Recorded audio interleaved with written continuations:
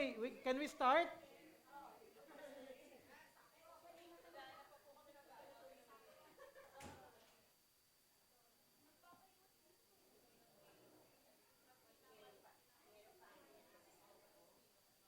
O dapat katabi yung asawahan, dito ka.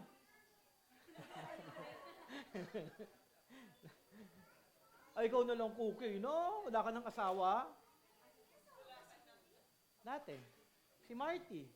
3 times na nang nagka-baby yan.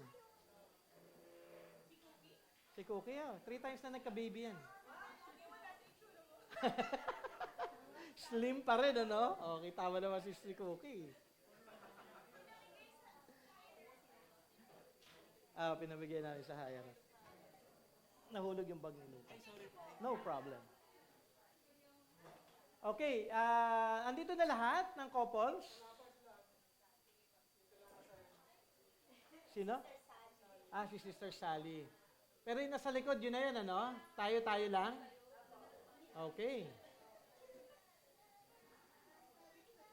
So, malaki din pala nawawala, ano, kapag wala yung windows. At least medyo mas konti tayo kasi yun din yung target ko eh. Okay, this is our first meeting sa taon na ito. Last year, medyo napabayaan ko ang Husbands and Wives Fellowship natin and I apologize for that. Ngayon, taon na ito, hindi na. Okay, so what we're going to do, every other month, meron tayong Husbands and Wives Fellowship. So para ongoing yung ating teaching, tsaka meron tayong mga bagay na kailangan aralin. At the same time, we will be studying the book of Paul David Tripp's Marriage. Okay? So, meron dong 6 na gospel commitments. We'll just start today with the introduction. Pero before we start, meron muna tayong icebreaker. So, meron pong games, icebreaker na ginawa si Sister Glory. So, asan na yung ice mo? Wala. Okay, so, pang-couples to, no?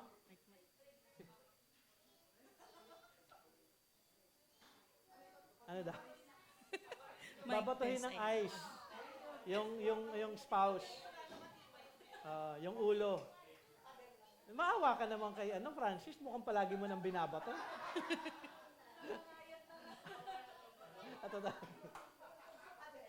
Okay, Sister Glory. Ayan. Okay po. Yung icebreaker po natin, you can face your partner, yung husband and wife. Pero ano po to, honesty system po. Kailangan po honest tayo. Yan. Face to face. Ang tawag po sa game na to, sa icebreaker na to, never have I ever. So, ibig sabihin, meron po akong sasabihin, tapos pag nagawa nyo po yon sa buhay nyo, tatanggalin nyo po yung isang finger. Kailangan po naka-raise yung dalawang hands nyo. Kumbaga, may 10 points po kayo. Ang goal po ng game, yung pinakamaraming maiiwan na fingers at the end of the questions, siya po yung winner. Okay po? So kunyari, sinabi ko po, never have I ever pop a balloon. Nakaputok ng lobo. So kung kunyari yun, nagawa nyo, di pa kayo nakaputok ng balloon, hindi mababawasan yung point nyo. Pero kunyari, sinabi ko, never have I ever ate hamburger. Nagawa nyo na yun, di ba? Siguro naman lahat, no? So mawawala yung isang finger. Hanggang maubos po yung fingers nyo doon sa mga questions na ibibigay ko po. So meron po ditong question na common, iba po, medyo rare ng konti. So, ready na po ba? Dapat po may partner kayo para at least honesty system po wag po kayong, kailangan po yung totoo lang. Okay, sige po, ready na po? Ayan, okay. Sige po, trial. Never have I ever eat in a karinderya. Nag-usap sila. So, pag kumain na po kayo sa karinderya, bawas ng isa. Okay? Ayan. Next. Apo? Ay, bala po kayo. Gusto nyo, dalawa. Okay, ready na po. Game na po 10 po ulit. 10 po ulit. Okay, ready po. Never have I ever sang in front of a big audience. Hindi po sa banyo. Kumanta po kayo sa harap ng malaking audience. O kaya dito po sa church, gano'n. So kung kumanta na pa kayo, bawas. Okay? Hindi po ilang beses ha, isang beses lang po. Marami, at least more than 2. Hindi lang sa loob ng banyo o sa loob ng bahay nyo. Okay? Next. May kumakanta banda doon. Oh, hindi pa po kasama yon. Sample lang po yun. Okay. Next, number 2. Never have I ever went to Baguio City.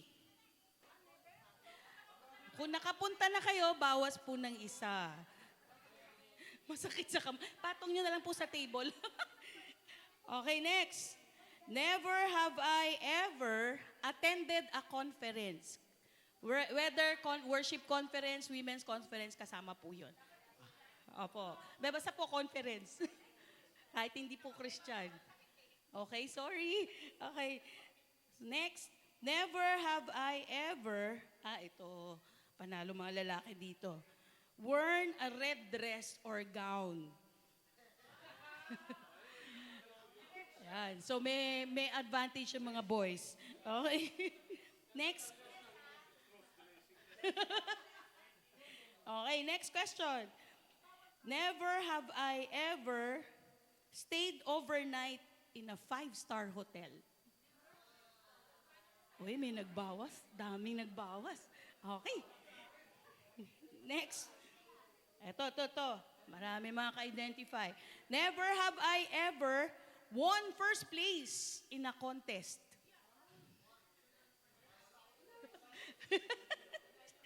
Yes, Sister Lou.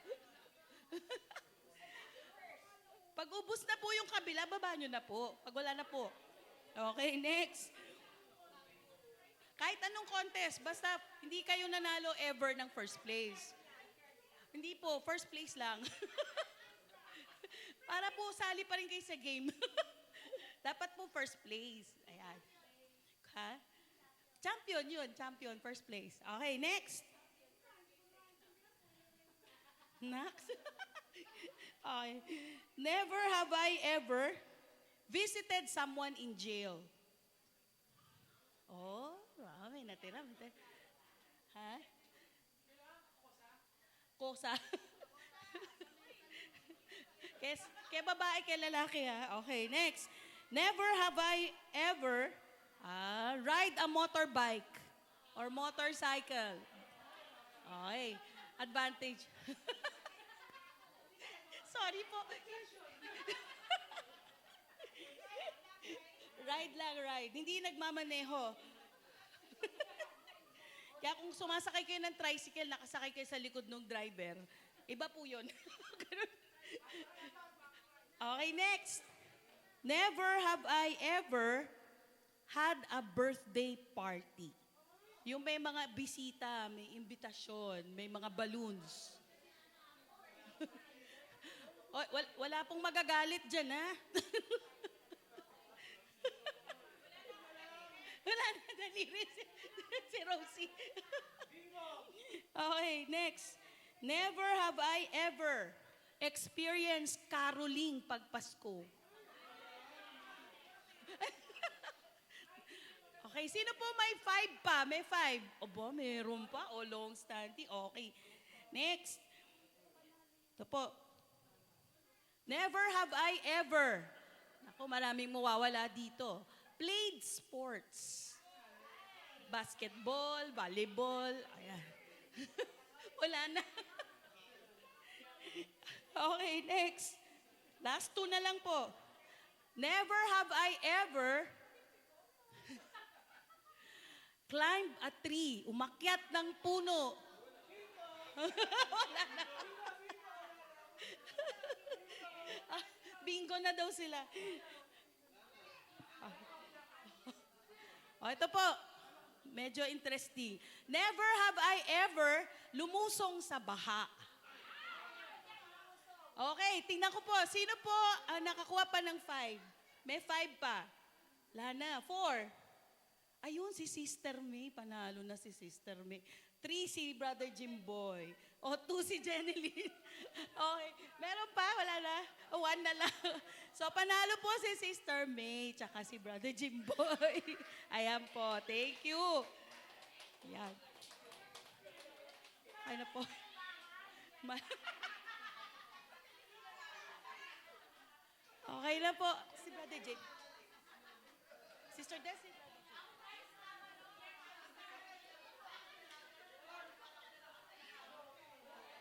Okay. Gusto niyo po ng isa pa? Meron pa ako isa eh. Magsa-start na po ba tayo? Sa si Brother Jay. Ayan, okay. Okay na po yan. Kakanta, wag na po. Ayan.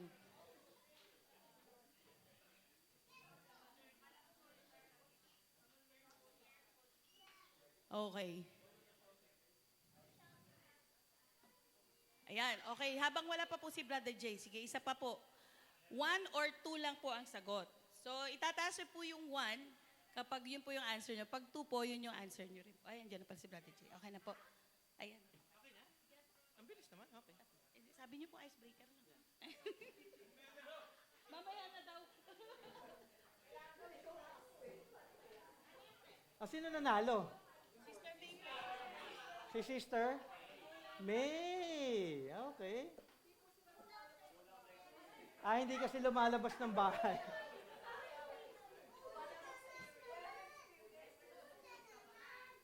Okay. Okay, mamaya may game pa ulit si Sister Glory. Siguro after ng word. And then I'll be opening it up sa question and answer natin. Okay. So let us start with the word of God. Let us pray.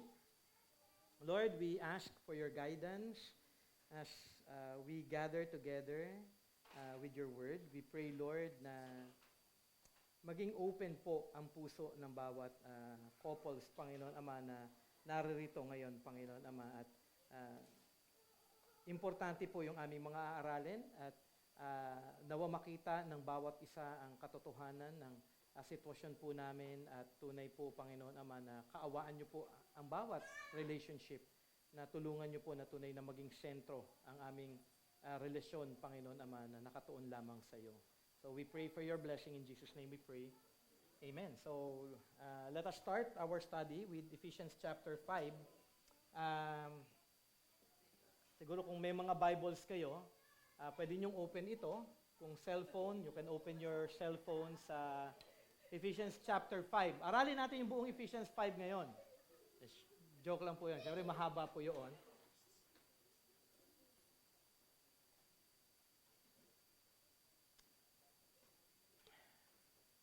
For sure, once na marinig ninyo Ephesians, kunyari daw, chapter 5, ano yung naisip ninyo? Okay, about husbands and wives, di ba? Parang most of the time, isipin natin parang alam ko na yan. Okay?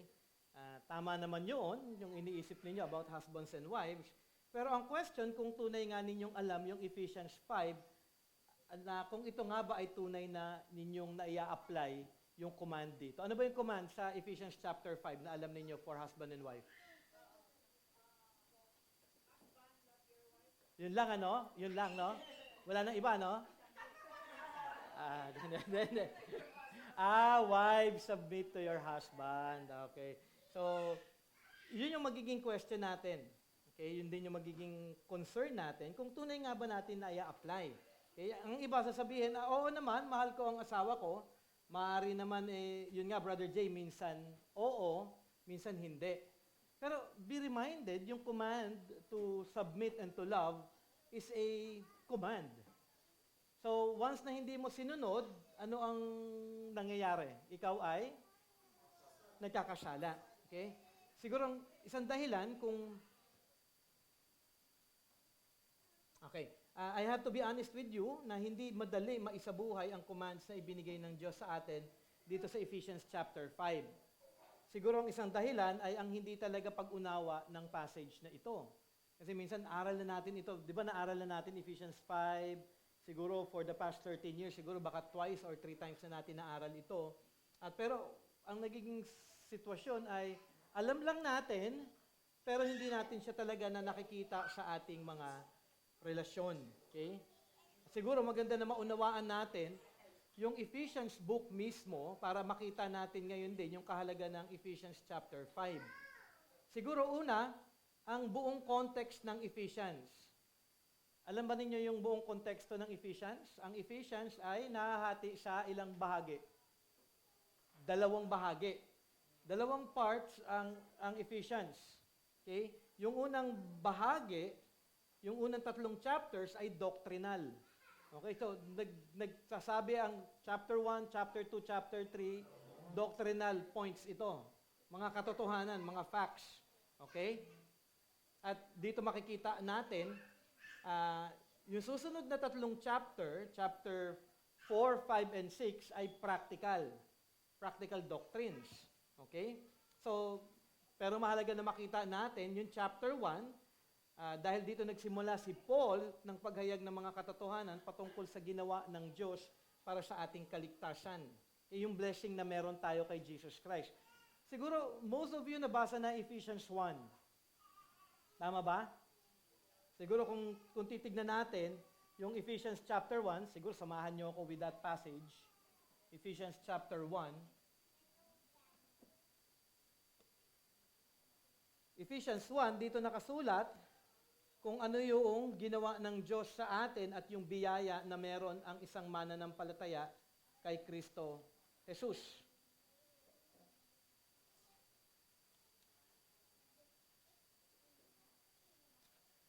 Nandun na kayo sa Ephesians 1?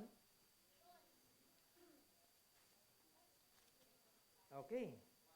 So siguro sa 1, verse 2, sabi nga, Blessed be the God and Father of our Lord Jesus Christ, who has blessed us. Doon na kagad, may blessing daw. Who has blessed us in Christ with every spiritual blessing in the heavenly places. So, yun yung start. Blessed na tayo kung ikaw ay Christian, may blessing tayo at sunod-sunod na sinabi dito ni Paul kung ano yung mga blessings na ating natanggap. Kaya hindi na natin naaralin yun, pero mahalaga na makita natin dito sa Ephesians 1, doctrinal points na ito yung ginawa ni Kristo Jesus para sa inyo. Okay? Ang unang katanungan, ikaw nga ba ay isa na sa mga nakatanggap ng biyaya ni Jesus?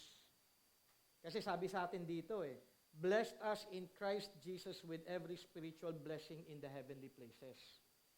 So have you come to faith?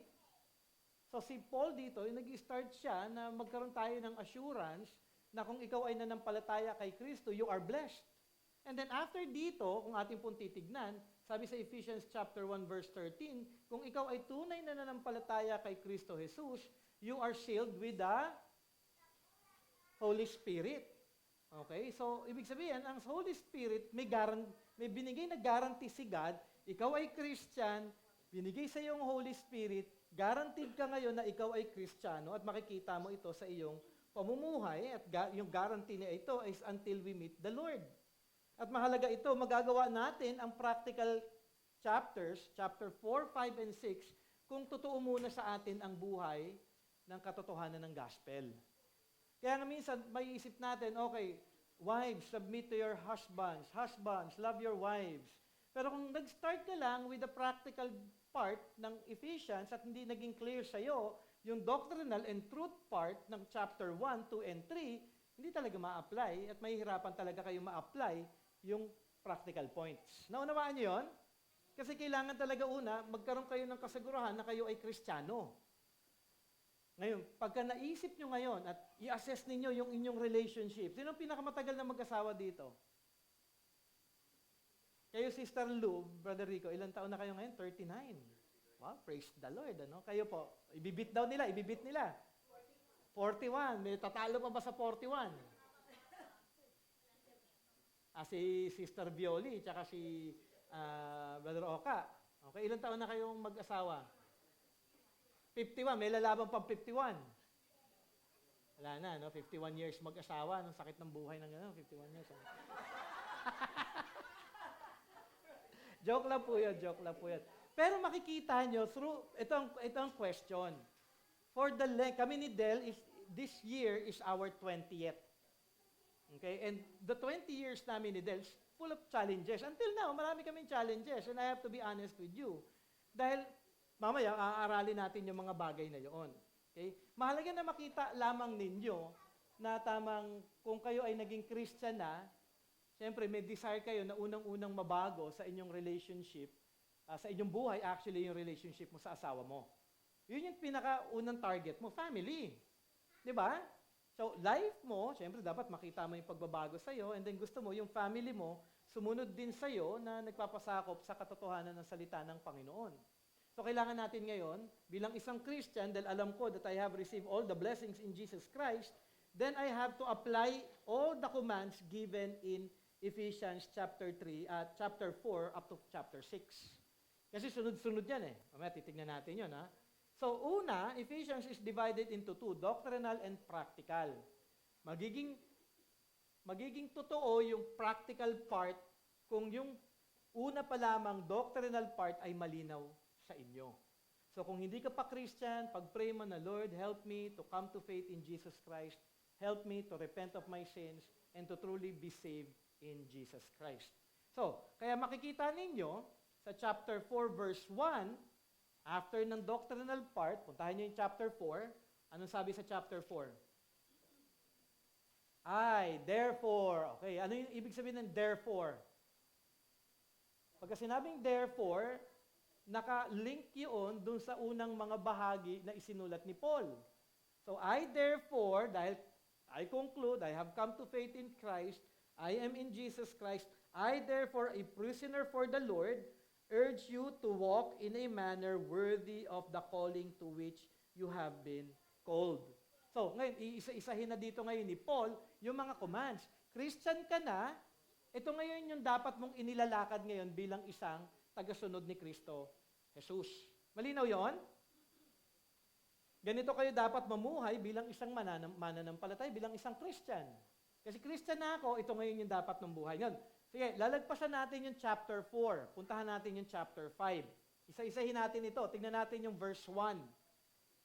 Ito, makikita nyo dito parang almost every verse sunod-sunod.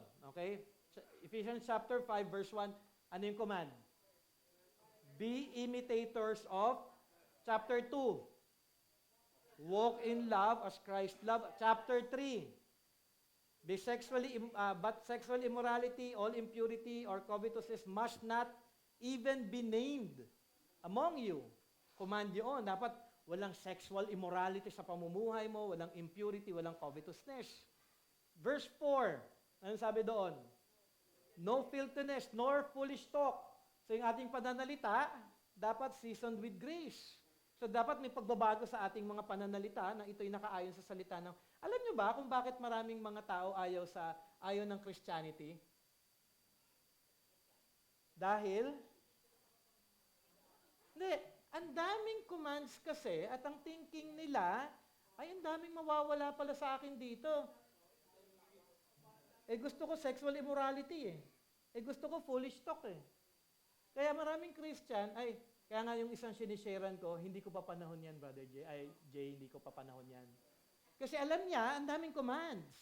At ito, Ephesians 5:1 pa lang Ephesians chapter 5 pa lang tayo dito. Okay? Verse 5. Anong sabi dito?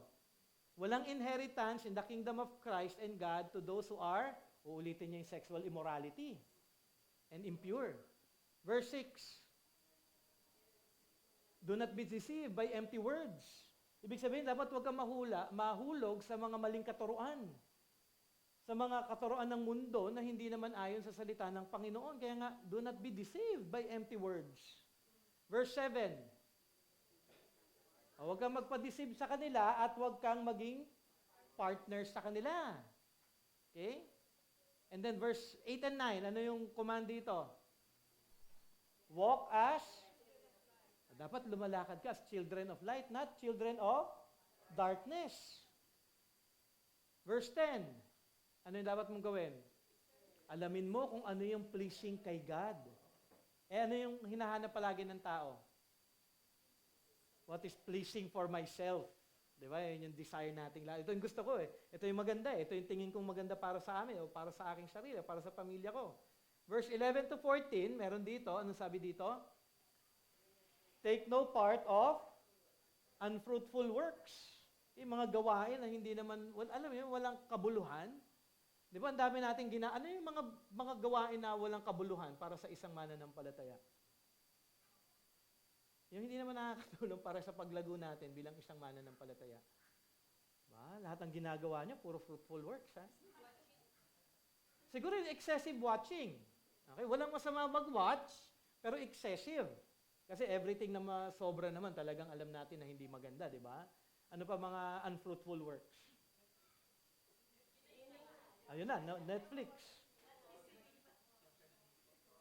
Ayun, sobrang social media. O pag-usugal, actually dapat kung Christian talaga, wala ka ng wala ka ng vices. Chismis.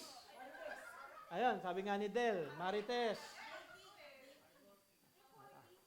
Reporting. Ang ganda nung no? I know I'm just reporting, pero gossiping.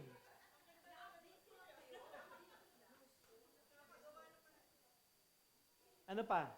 Actually, di ba kung ating makikita, sabi nga, take no part of unfruitful works or anything na parang, alam mo, pakikiisa mo sa mga, hindi ko sinasabing masama na makisama sa mga unbelievers, pero being part with them in terms of sin, wag. Wala nang problema. Kakain kayo kasama mga unbelievers, you fellowship with them also, wala nang masama doon. Pero kapag dumating na to the point of sinning, kunyari doon, sumasang-ayon ka na sa pagkichismisan nila, mga ganun. So, unfruitful works yun. Sabi nga dito, but expose them. Okay? Verse 15. Ano sabi dito sa verse 15? Look carefully how you... Okay? Dapat maging wise kayo. So, sa bawat araw ba, masasabi ninyo, bilang isang Christian, kung kayo ay Christian, I'm walking wisely. Diba? Kaya nga ito nga yung payo ko, madalas kong payo ko ngayon.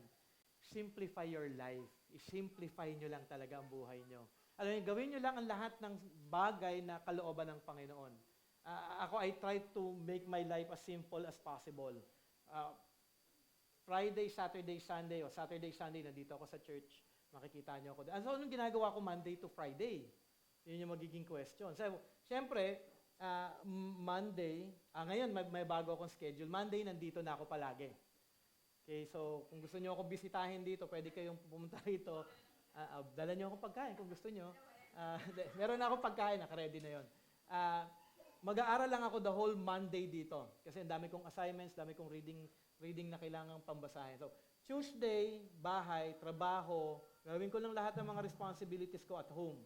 Ganon din pagdating ng kasama noon, magsasalit-salit yun, mag-aaral, maglalaba, magpaplansya, maglilinis, and everything. Tapos mag-aaral. Salit-salit lang yon. Ganun lang ang buhay ko ng Tuesday to Friday. Wednesday, prayer night. Thursday, prayer night. Nagkasakit lang ako, hindi natuloy. Friday, aral lang yan. Thursday, dapat tapos ko na yung Sunday service preaching ko. Friday, dapat tapos ko na yung Saturday teaching ko sa mga kalalakihan at yung sa youth. So at least dapat Thursday, Friday, tapos na yung mga yon. So, sinisimplify ko ang buhay ko, ito lang yung dapat. Okay? Kayo, pwede nyo din gawin yan. Kung yan, nag-work kayo, di trabaho ka lang. After magtrabaho, di paglingkuran mo yung asawa mo. Maglinis ka, magtrabaho ka, tulungan mo siya doon sa ibang mga bagay. And then, Sunday, mag-quiet time ka, magbasa ka ng Bible, magbasa ka ng libro. Simplify nyo lang. Alisin nyo na yung mga bagay na maaaring maghinder sa iyo na malayo sa Panginoon. Simple lang naman ang life. Kaya nga lang, nako-complicate natin dahil ang dami nating mga dinadagdag na hindi kailangan. Okay? Nakukuha niyo yun? And I know na mahirap i-schedule ang lahat ng ito. Siyempre, you have to have time with your family. Siguro kung i-schedule nyo yun ng Saturday o kaya Friday evening, have date with them. Diba? I-date nyo yung asawa na, i-date nyo yung anak ninyo, kung ano man yung mga oras na yun. Kami, ni James, from time to time, nagde-date kami. Napapagalitan nga ako ni Del, bakit kayo kumain dyan? Parang mahal kasi daw. Oo, gusto ng anak ko ng steak eh. Hindi, di ba parang bihira, once a month or siguro once a month lang kami nagde-date ni James. Ibigyan ko yun. Tapos magkikwentuhan lang kami ng anak ko doon. Pag-usapan namin kung kung sino yung crush niya ngayon. kung sino yung appreciated niya. Kaya tawag namin doon, sino ba yung ina-appreciate mo ngayon? Hindi naman crush, pero we appreciate people, and appreciating someone is not sin. Okay? Na-appreciate ko maganda siya.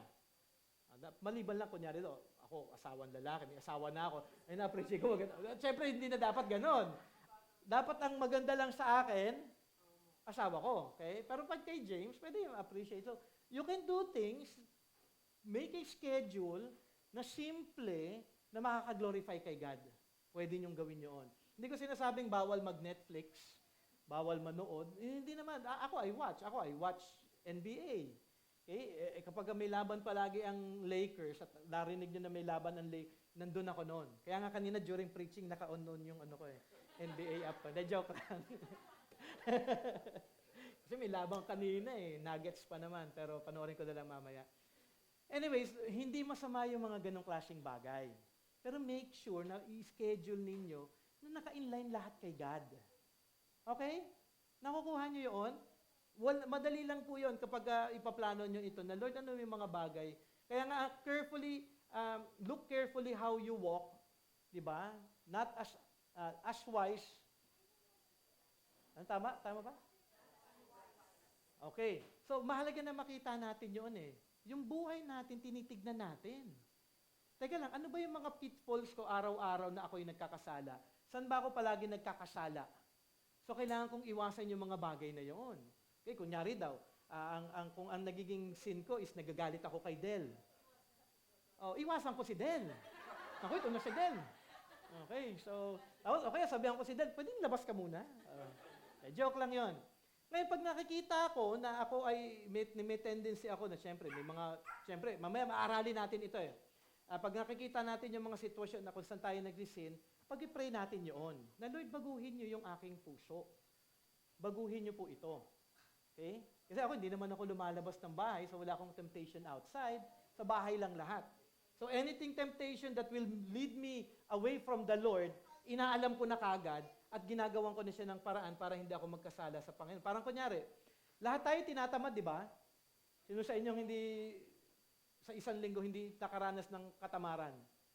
Lahat tayo, di ba? In time, minsan paggising natin, parang, Lord, pwedeng konting 30 more minutes. Di ba? Yung parang gano'n, minsan parang ayaw natin, parang minsan, because of the routine itself, we get tired. May iba siguro, sige si Sister Lou, parang hindi yan napapagod to Di ba?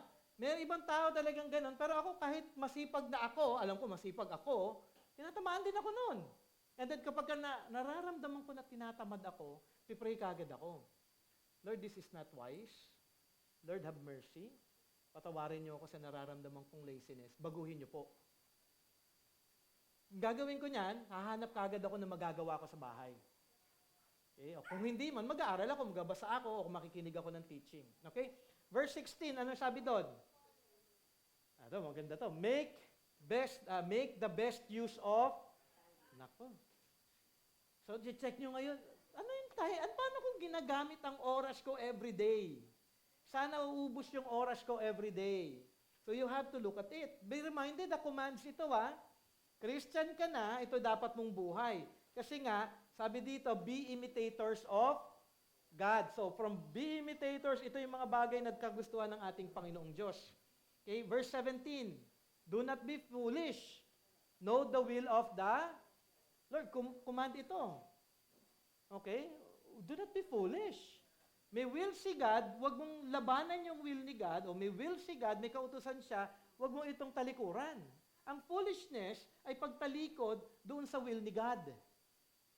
Kunyari daw, itong araw na ito, every day, husband, love your wives. Mahal mo ang iyong asawa. Hindi niya ako pinagluto ng masarap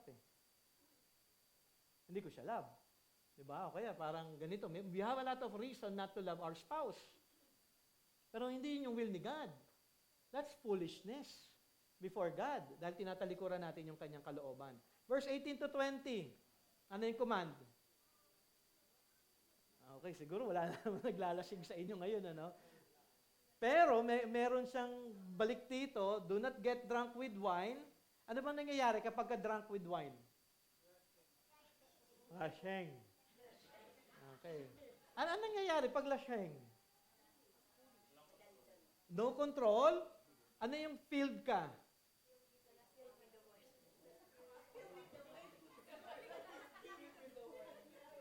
Filled ka actually with the spirit of the wine.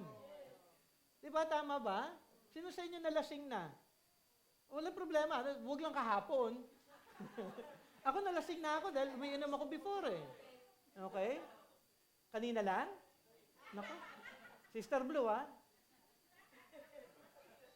Di ba kapag lasing ka, kung ano-ano yung sinasabi mo, kung ano-ano yung nasa isip mo, di ba? Di ba nakakatakot? You are being controlled with the wine eh. Pero sabi dito, yung contrast, dating buhay mo yan, yung pagiging drunk, ngayon, ang dapat bilang isang mananampalataya, ano daw? Be filled with the Spirit and give thanks. Okay. So, mahalaga ito. Verse 21, ano yung huling command dito? Bago pumasok yung submit to one another out of reverence for Christ. So, pagkatapos ng lahat ng ito, ating mababasa ang mahabang instruction para sa mag-asawa. From verse 22 to verse 33, bumubuo ito ng 12 verses, ito yung instruction para sa mag-asawa. Ang haba, no? Kasi nga, importante ang marriage kay God. Kasi ito yung unang in-establish niyang union eh, before sin. Di ba? Sa Genesis chapter 2, doon pinakita sa atin na create tayo in His image, at create niya man and woman para sila ay maging mag-asawa. Okay. Pero ang pinaka-context ng command ng mag-asawa, tatandaan natin ay nanggagaling sa verse 18. Ano yung nasa verse 18? Be filled with the... Ito yung pinaka-immediate context. Pero kung atin titignan, kaya ako tinignan natin yung buong chapter 5 within the commands given in chapter 5, verse 1, be imitators of God. Ano pa yung iba? Walk in love. So in relation na, no? Doon sa mga sinasabi na dito sa verse 22 about wives, submit to your husband, husband love your wife. Pero yung pinaka immediate context is verse 18. Ito yung pinaka shorter context niya. Ano nga ba ang resulta ng buhay ng isang mananampalataya na puno ng Holy Spirit? Okay?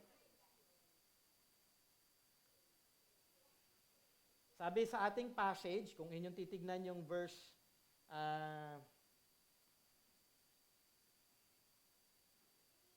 18,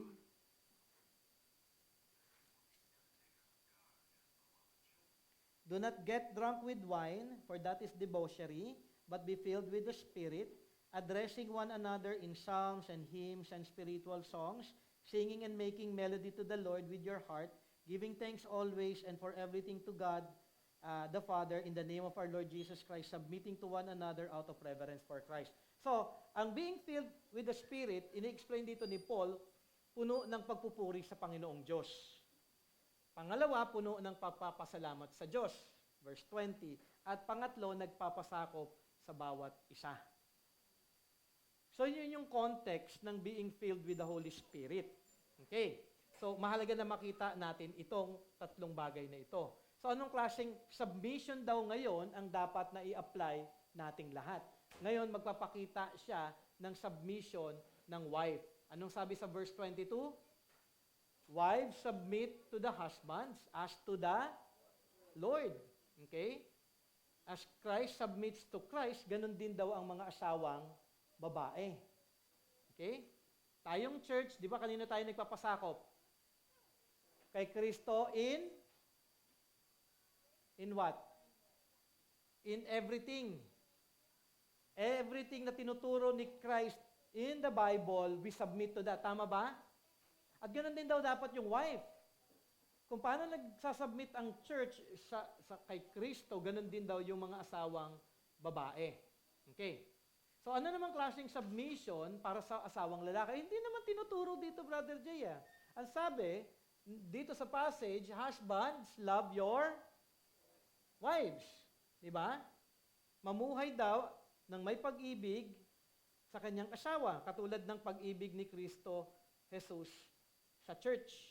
Ang submission actually nating mga asawa ay pagpapasakop kay Kristo Jesus. O katulad ng pag-ibig na meron si Kristo para sa church. So yung submission ng asawang babae as to the Lord, ang submission ng asawang lalaki, in accordance pa rin kay Christ, kung paano nagpakita ng pag-ibig si Kristo para sa church. Paano pinakita ni Christ yung love niya sa church? Namatay siya para sa ating lahat. Yun yung klase ng love, sacrificial. So, ang submission ko, in terms of sa command dito sa verse 21, to submit to one another, ang babae, submission, Christ, church unto Christ, okay?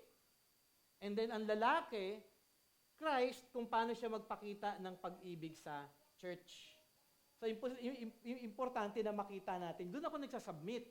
Ang submission ko doon sa klase ng pag-ibig na meron si Kristo para sa church. Ang magiging question, ganun din ba yung pag-ibig ng asawang babae, okay, yung kanyang submission para sa kanyang asawang lalaki, katulad ng kay Kristo, para sa ating mga kalalakihan, yung pag-ibig na meron si Kristo para sa church, ganun din ba yung pag-submit natin kay Christ? Okay? Ganun din ba yung ating pag-submit dito sa ating panawagan dito kung anong klaseng pag-ibig meron tayo. Ilang beses ko nang narinig sa asawang lalaki na, ako mahal na mahal ko ang asawa ko. Okay? Hindi ko naman sinasabi na hindi nyo mahal ang asawa ninyo, pero anong klaseng pag-ibig? Yun yung magiging question. Pag-ibig na ayon sa pananaw mo o sa pag-ibig na ayon sa pag-ibig ni Kristo Jesus para sa kanyang church? Kasi lahat tayo, meron tayong preference eh. Lahat tayo, may sarili tayong definition ng klase ng love. Tama ba? Maaaring kunyari daw, si Rainier, may klase siya ng love na ipinapakita kay Sister Rosie. Uy. So, iba-iba klase tayong way na magpakita ng love eh. 'Di ba? Si Brother Rico, iba yung kanya sigurong way ng pagpapakita ng love kay Sister Lou. Brother Angelo. So, lahat tayo may iba't ibang klase. Kasi iba-iba tayong tao eh. Magkakaiba tayo eh. Pero yung dapat na pagkakaisa natin ay yung klase ng pag-ibig ng kay Kristo Jesus sa church.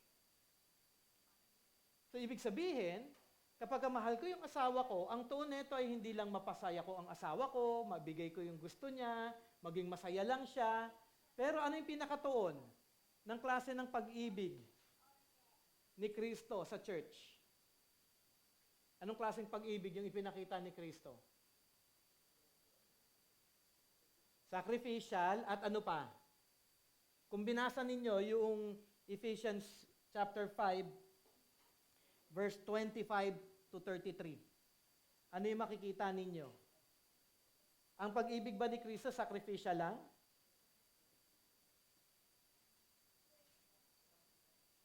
Ang pag-ibig ni Kristo nagsa-sanctify. So, ibig sabihin, yung pag-ibig ko ba para sa asawa ko, nasa-sanctify ba siya na lumago kay Kristo Jesus? Kasi si Kristo hindi lang tayo niligtas eh, para mapatawad tayo. Niligtas tayo ni Kristo para tayo ay magbago. Mabago tayo sa kanyang wangis. So the kind of love is not just sacrificial, the kind of love that we offer to our spouses, tayo mga kalalakihan, pag-ibig na nagbabago, na tumutulong na magbago ang ating asawa, na lalo siya na maging conform kay Kristo Jesus. Kaya nga dito kung ating babasahin, sabi nga dito, husbands, love your wives as Christ loved the church and gave himself up for her, that he might sanctify her, having cleansed her by the washing of water and the word. So nagtuturo ka dapat ng salita ng Panginoon sa kanya. Okay? Hinahatid mo ito, kinokorek mo siya, pinapaalalahanan mo siya. Yun ay pagpapakita ng pagmamahal, so that he might present the church to himself in splendor, without spot or wrinkle or any such thing, that she might be holy and without. So yung love nating husband, meron tayong iba't ibang klaseng love, pero hindi dapat nawawala yung pagtulong natin sa ating asawa na makonform siya sa wangis ni Kristo Jesus. Yun yung magiging question. Ganong klase bang pag-ibig meron tayo? Kasi we are submitted to Christ's love for the church, yun yung dapat na ina-apply natin. Nakukuha nyo? Hindi ito yung parang basta't masaya yung happy, basta't yung asawa ko happy. Ano yung, may napanood akong palabas na yun yung happy, happy wife, happy life. Yun ay worldly thinking. Kasi ang thinking yung basta't pasayahin mo lang yung asawa mo, hindi ka magkakaproblema. Ay, ganun yung thinking nun eh. Ngayon, para wala kang problema, yung asawa mo, hindi ka niya guguluhin sa buhay mo, pasayahin mo lang siya palagi.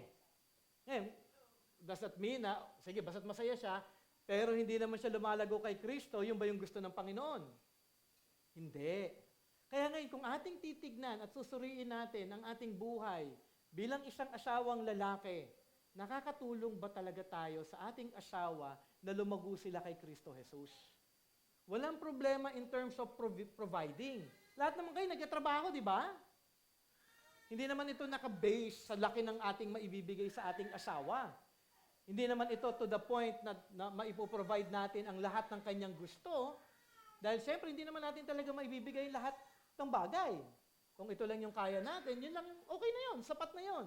Pero ang pinakamahalaga sa Panginoon, yung asawa natin ay lumalago kay Kristo Jesus. So you bring your wife to the church, you encourage your wife na maging part siya ng church, maging member ng church, makakilala sa Panginoon, lumago sa Panginoon, encourage mo siya na magbasa ng Bible, magbasa ng book, para lumago siya sa ating Panginoong Jesus. Malinaw?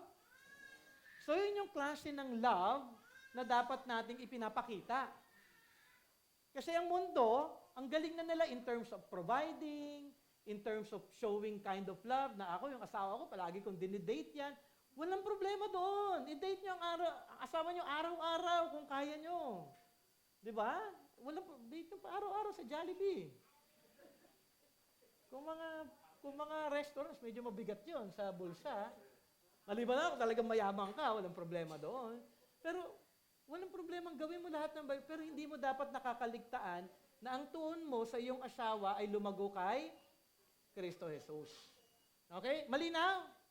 Sige, kung may question kayo later on, you can ask questions. Okay. Balakin na lang natin yung ating konteksto. Ang tuon ay ang mapuno ng Holy Spirit. Buhay na puno ng pagpupuri, pagpapasalamat sa Diyos, at pagpapasakop sa isa't isa. Siguro, mas mapupuno tayo ng pagpupuri at pagpapasalamat kung tayo din ay tunay na nagpapasakop sa isa't isa. Ang problema, hindi natin nagagawa ito dahil sa katotohanan na tayong lahat ay makasalanan. We don't submit to one another. Kaya yung wife, struggle siya to submit to the wife. Yung husband, struggle siya in loving dahil hindi siya din nagsasubmit dun sa kagustuhan ng Panginoon kung paano yung pag-ibig ni Kristo para sa church. Dahil ito lahat sa kasalanan. At yun yung problema natin. Tama ba? So, ang naghihinder sa isang mananampalataya na mapuno ng Holy Spirit at magawa ang kalooban ng ating Panginoon ay ang ating mga nagagawang kasalanan. Kaya naman hindi tayo puno ng pagpupuri, pagpapasalamat, at pagpapasakop sa isa't isa. Tama? Minsan nakakalimutan natin mag-thank you nga kay God with all the blessings. Minsan na nagiging isip na lang ibang mga Christian, pag may malaking blessing lang, ay napakabait talaga ni God. Pero how about na meron kayong bahay, araw-araw? Meron kayong tubig, may toothpaste kayo. Diba, nakakain kayo palagi. Isn't that a way to thank the Lord? Because we have everything that we have. Diba? Even in small things. Kasi the Lord is so good eh. Kaya nga dapat makita natin ito palagi. Katulad kanina, we are so blessed dahil libre yung ating lunch. Diba? Sana next time ulit. Next year ulit. Okay? At ito yung kinakaharap ng ating mga relasyon sa ating mga asawa araw-araw. Siguro noon, hindi pa kayo mag-asawa in some way, mataas yung expectation ninyo sa isa't isa. Tama ba? Ayun, bait-bait talaga nitong boyfriend kong ito. Tapos pag mag-asawa na, parang hindi niya na ako naaalala. O ganito pala. Okay, ganito pala itong asawa kong ito. Okay, maaari na naisip nyo after wedding, ay parang they live happily ever after. Okay? May expectation tayo na magiging masaya tayo palagi dahil makakasama na natin ang ating mahal araw-araw. Di ba? Nagiging ano, kasama ko na naman ito. Siya na naman ang katabi ko. Okay? Alam mo yung excited ka, nung mag-boyfriend, girlfriend pa lang kayo, magiging asawa ko na siya, katabi ko na siya palagi matulog. Okay? Paglilingkuran ko siya sa paggising sa umaga. Okay? Magkasama kayo, nagagawa ng lahat ng gawain sa bahay. Sa gabi, bago matulog, magkayakap. Okay? Manunood ng movie, di ba? Na ang saya-saya ng yung dalawa. Maghihularan kayo ng inyong libag habang naliligo. Di ba? Dahil kasama mo na siya eh. So, ito, may libag ka pa dito. Okay? May katulong na ako para maabot ko yung likod ko na hindi ko maabot. Excited ka na pagdating ng asawa mo, naka-ready na ang lahat for dinner. Di ba? Siguro, okay ito nung unang buwan. Sana naman, nag-last naman ito ng 1 year, ano? Pwedeng 1 year, pwedeng 2 years. Na ganun kayo, na nag-i-enjoy. Alam niyo yung, ano, yung meme na expectation, tsaka reality. Di ba? Minsan may expectation tayo sa marriage na ganito. Pero yung realidad actually ng marriage ay hindi madali. Sino magsasabi sa inyo na madali ang marriage? Mahirap ang marriage. Tama ba? Ako, struggle ako with my marriage kahit pastor ako. Okay? Lahat kasi tayo, nag-struggle. Ito yung buhay natin eh. Okay? At ito yung ating totoo, pagbibigyan ng tuon natin sa oras na ito. Maaari din naman ang asawa ninyo sadyang mabait. May mga ganong klaseng asawa. Alam niyo na okay naman siya, hindi mo problema. Pero actually, kung ang asawa mo ay hindi mo problema, may problema pa rin. Dahil baka nga ikaw yung problema. Okay? Meron nga akong kilala minsan yan, sa Higher-Up. Kasi kilala ko yung ibang mga tao doon. Kapag nalaman ko, sila na ngayon, naku, yung babaeng ito, strong ito. Naku, itong lalaking ito, mukhang ma-under to pag mag-asawa na.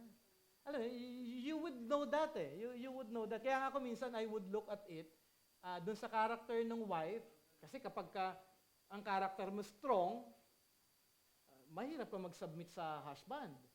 Tapos kung ang character naman ng husband weak, naku, mahihirapan siya na, alam mo yon na i-apply yung kanyang pagiging asawang lalaki. Okay? Del is strong. Okay? Kasi panganayaan, older than me, 10 years. Okay? Tsaka ang dami niyang alam sa scripture nung nagkakilala kaming dalawa. Kaya lang, praise God, strong ako. Mas strong ako. Kumaga, hindi siya pwedeng magpakita ng strength niya dahil iko-correct ko yung kanyang pagiging strong. So, talagang kami yung pinili ng Panginoon dahil ako yung perfect na husband para kay Del. Pero sabi ni Del, ako, sana na nakahanap ako ng weak. Akala ko mukhang weak pa naman tong si Jay. Pero hindi, sorry Hana. Na doon lang tayo sa ano. Pero yun nga may mga characteristics na gano'n. Pero bilang mga mananampalataya, kay Christian na asawa, ano sa tingin niyo ang expectation niyo sa Christian din ang inyong asawa? Kasi may expectation tayo na okay, lahat may expectation, pero as a Christian, ano yung dapat na expectation natin sa Christian din nating asawa? Yun yung dapat na maisip natin. Teka lang, Christian kami parehas. Ano yung dapat na expectation ko sa kanya? Okay? Siyempre, ang asawang babae, in accordance sa Ephesians 5, submit as to the Lord. Ang asawa kong Christian na babae must learn yung command dito sa verse 22 to submit. Meaning, ang asawang babae, hindi siya ang magpapasubmit sa kanyang asawang lalaki. Kasi ganun na nangyayari madalas ngayon eh. Babae, sabihin, magsubmit ka. Hindi niya sasabihin yun directly, pero hindi nasusunod yung asawang lalaki. Ang palaging nasusunod, yung babae. Kapag ganun yung sitwasyon sa tahanan ninyo at sa relationship ninyo, hindi to in line with Scripture. Nakukuha nyo? Ang head pa rin ng relationship is the husband.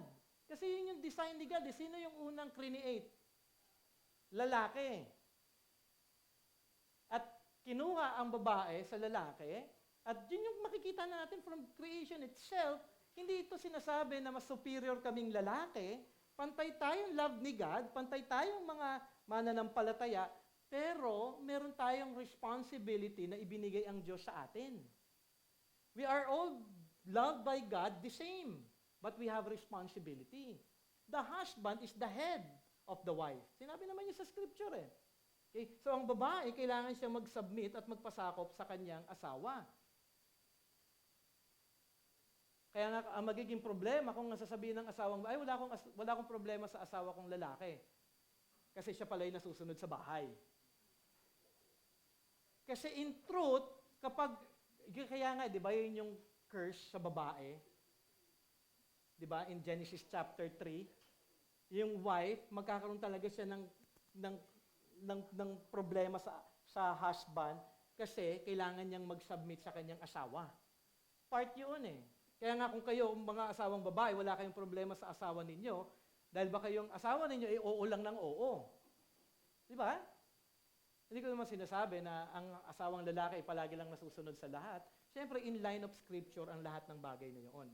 Okay? Ang asawang lalaki namumuhay sa pag-ibig naman sa kanyang asawa. Hindi ito yung pag-ibig na nakaayon sa klase ng pag-ibig ng tingin natin ay pag-ibig, pero klase ng pag-ibig na ibinigay sa halimbawa dito sa Ephesians chapter 5. Now, ang point ko, walang marriage na perfect. Kasi walang kayang mag-submit perfectly, walang kaya na mag-love perfectly. Tama? Importante na makita natin yon. Hindi ko napapakitaan si Del palagi talaga ng Christ-like love. And I admit to that, at nag-sorry ako kay Del pagdating sa mga bagay na yon. Gagalit ako minsan sa kanya, na nabubugbog ko siya. Joke lang yun, syempre. No? Minsan kung may nakita kayo mga pasapasa kay Del, okay, pag may nakita kayo pasapasa, kaya nga minsan sabi ko, Han, mag-long sleeves ka.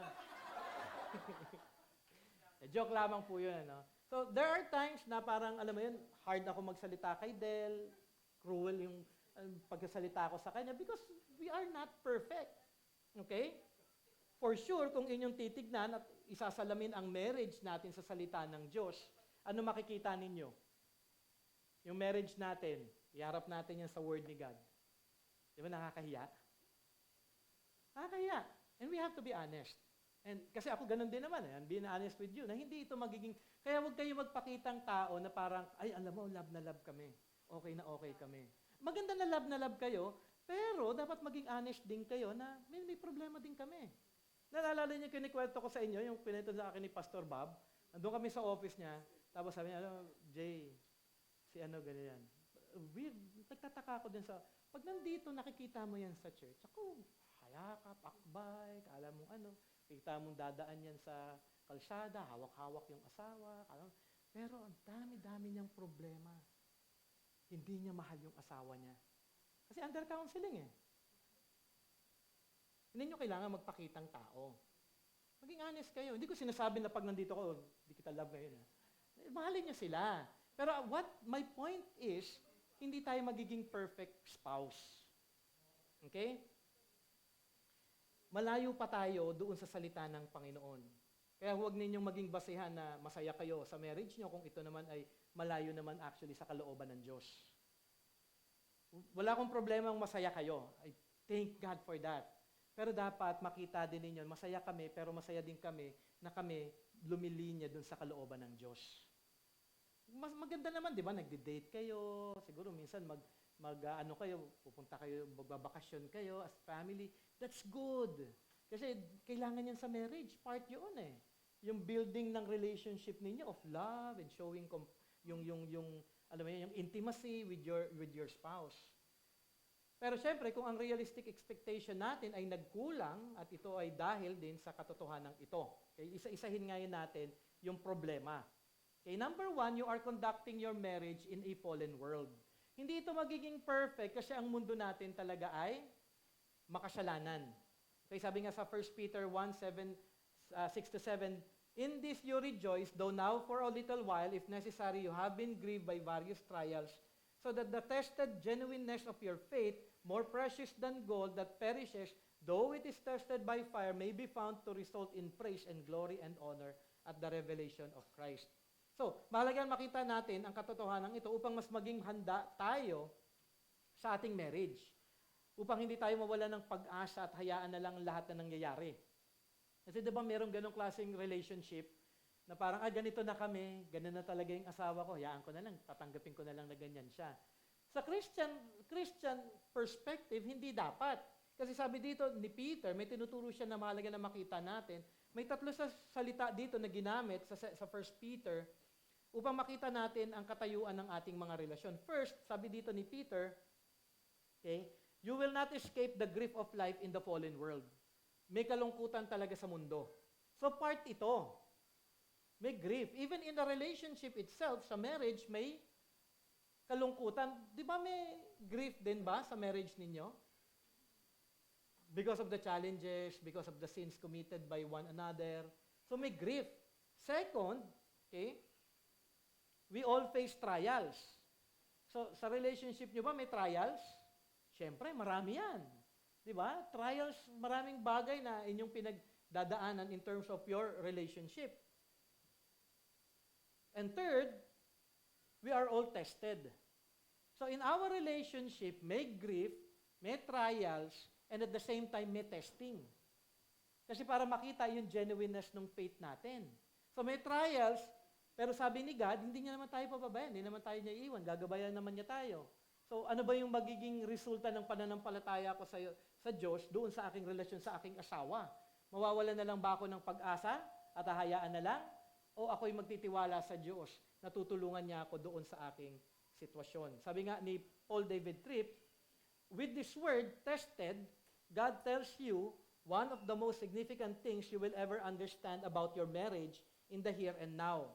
God decided to leave you in this fallen world to live, love, and work because He intended to use the difficulties you face to do something in you that couldn't be done any other way. Binabago tayo ni God through grief, through trials, and through testing. Walang ibang way na ang isang mananampalataya ay lalago pa sa kanyang pananampalataya kay Kristo Jesus apart from this truth. So, may kalungkutan part yan para mag-grow. May trials, part yan para mag-grow. May testing of faith, part yan para tayo ay Yun yung magiging tamang perspective. Teka lang, may problema kaming mag-asawa. Ano ba yung tinuturo sa akin dito ng Panginoon? So mahalaga na makita natin to. Inaalaw dito ng Diyos ang lahat ng bagay na ito sa ating buhay dahil bahagi ito ng plano ng Diyos para tayo ay mabago. Tinatawag ito ni Paul David Tripp na personal holiness paradigm. Niligtas tayo ng Diyos sa kasalanan pero ang ating sitwasyon sa mundong ito ay hindi nagbabago. Diba? May nagbago ba sa mundo nung tayo naligtas? Ang mundo pa rin ay makasalanan. Lumala pa. Diba? Kung titignan nga natin, diba, nung 1990s, parang mas simple pa eh. Ngayon, 2020s, parang kakaiba na ang mundo, diba? Iba na ang mga bata, iba na yung sitwasyon natin ngayon. Wala nagbago, actually, lumalala ang mundo. So, we live in a fallen world. Pero inaalaw ni God yung fallen world situation natin para tayo din ay mabago na mas lalo tayong magtiwala sa ating Panginoong Diyos. Okay? Bahagi dito, yung Romans 8:28, sabi nga, for those who love God, all things work together for good for those who are called according to His.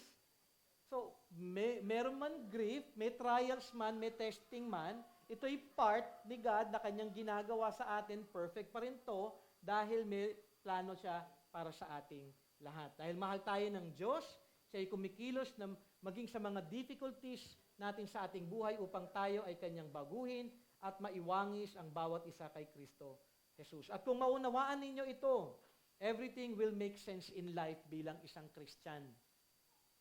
Sana naunawan nyo? May grief, may trials, may testing para tayo lumago, mabago, matama ang ating mga puso. Hindi tayo yung Christian, hindi tayo yung tao na parang, ay, hayaan ko na lang. Hindi ganoon ang Christian. Ang perspective natin in everything na nangyayari sa atin, opportunity for growth. Opportunity for me to grow my relationship with my wife and our relationship with God. Yun yung kanyang plano. Okay? Realization na ganito, na kami ay nagsasama sa mundong makasalanan, ito man ay totoo, ito pa rin ay pagkakataon na ginagamit ng Diyos upang kami ay lumago kay Jesus. Marami mang kalungkutan, pagsubok ang dumating, kung patuloy din ako na nakikita na ito ay bahagi ng relasyon upang kami ay magbago, ako ay magpapasakop at susunod lamang din sa Diyos. Sabi nga ni Paul Tripp, so somehow, some way, this fallen world and what it contains will enter your door. But you do not have to be afraid. God is with you, and He is working so that these grieving things will result in good things in and through you. Di ba ang ganda? Minsan kasi ayaw natin ng grief eh. Ayaw natin ng trials, ayaw natin ng testing. But we are to welcome it as an opportunity for us to grow in God. Pangalawa, okay, you are sinners married to a perfect person. So, lahat tayo, ang asawa natin ay sinner. Okay, ako ay sinner, si Del ay sinner, tapos si James sinner. Ang hindi lang yata si Cookie. Okay? Si Cookie sinner din yan. Kung ano-anong pa yung gagawa niya sa bahay namin. Okay? Siyempre, baka naisip ninyo, I married the perfect husband or perfect wife. Naku, napaka-perfect ng husband ko. Napaka-perfect ng wife ko. Okay? Walang perfect husband or wife. Okay, kapag sasabihin yung perfect yung husband ninyo o wife, nababaliw na kayo. Okay? Both are sinners. Okay, both are sinners. Sabi nga ni Paul David Tripp, you both bring something into your marriage that is destructive to what a marriage needs and must do. That thing is called sin. So parehas kayo nagdadala ng sin sa relationship ninyo. Okay, may maaaring katigasan ng ulo ni Del, katigasan ng ulo ko, kaya pride ko, kaya pride din ni Del. Okay, kung anong meron ako, meron din siya, baka mas malala pa. Joke lang. Okay? Do you see that truth in your marriage? Kailangan nyo makita ito para hindi kayo ma-discourage. Kasi minsan, maaaring na-discourage na kayo sa spouse ninyo, baka makasalanan ng asawa ko, tigas-tigas ng ulo. You married a sinner Ang kagandahan, kung ang asawa nyo Christian, may hope. Okay? May dagdag pa si Paul Tripp, sabi niya, most of the troubles we face in marriage are not intentional or personal. Okay? In most marriage situations, you do not face difficulty because your spouse intentionally did something to make your life difficult. Hindi naman. Tama, di ba? Okay? Yes, in moments of anger, that may happen. But most often, what is really happening is that your life is being affected by the sin. By the sin, weakness, and failure of the person you are living with. So if your wife is having a bad day, that bad day will splash up on you in some way. Diba? Kapag yung wife natin, si Del, bad trip siya. Hindi naman to nababad trip kasi palagi masaya to sa bahay. Malinis na ang lahat. The joke lang. Kapag meron ko yan, hindi maganda yung, may mood siya, naapektuhan ako ng mood niya. Okay? If your husband is angry with his job, there is a good possibility that he will bring that anger home with him. Diba? Hindi naman niya intentional na magalit siya o ganito yung kanyang sitwasyon. Kaya nga lang, because of sin, nakaka-apekto talaga. Naalala niyo sa 3 trees, yung inaral natin before? Diba? It affects others. So kung may sin, may consequence, it affects others. Okay. So, at kung ating iisipin ng lahat ng sinasabi dito ni Paul David Tripp ay totoo. Kung mapag-iisip tayo minsan na bakit kaya ganito kami ng asawa ko, bakit parang ang hirap ng aming sitwasyon, kailan kaya siya magbabago, bakit kaya ang aking asawa ay ganito kung mag-isip, for sure, alam niyo yun, dahil sa ating pagiging makasalanan. For sure, maraming katalungan na tumatakbo sa inyong mga isip na bakit ganito ang asawa ko? Bakit ganito siya katigas ang ulo? Kasi nga, ang bawat mag-asawa ay makasalanan. Okay? Sabi nga din ni Paul Tripp, at some point, you will be selfish. In some situation, you will speak unkindly. There will be moments of jealousy, bitterness, and conflict. You will not avoid this because you are a sinner and you are married to a sinner. Ang lahat ng ito ay dahil parehas tayong makasalanan. Pero ito yung katanungan. Hindi ba tayo, sabi nga kung totoo ang Ephesians 1 sa ating buhay, di ba dapat Christian na tayo? Kung Christian na tayo, sabi sa Ephesians chapter 1, pero bakit ganito pa rin yung buhay natin? Kasi nga patuloy pa rin tayong binabago ng ating Panginoong Diyos. Ang isang Christian, totoo man na siya ay napatawad na, justified na, ang kanyang katayuan sa harap ngayon ng Diyos, tayo ay kanyang binago na pa rin, tayo ay kanyang binabago pa rin kay Kristo Jesus. Kaya tayo ay kanyang sinasanctify. Yes, Christian na, pero papasok din ang theological term na already but not yet. Naalala niyo na yung tinuro kong already but not yet? Nabanggit ko ito noon. Ibig sabihin, totoo ang katotohanan na already dumating na si Jesus, already na nagawa na niya ang kaligtasan para sa atin, already na kung ikaw ay tutugon in faith and repentance, ikaw ay maliligtas. Already na justified na, sinasanctify na ng Diyos, pero not yet. Not yet perfect.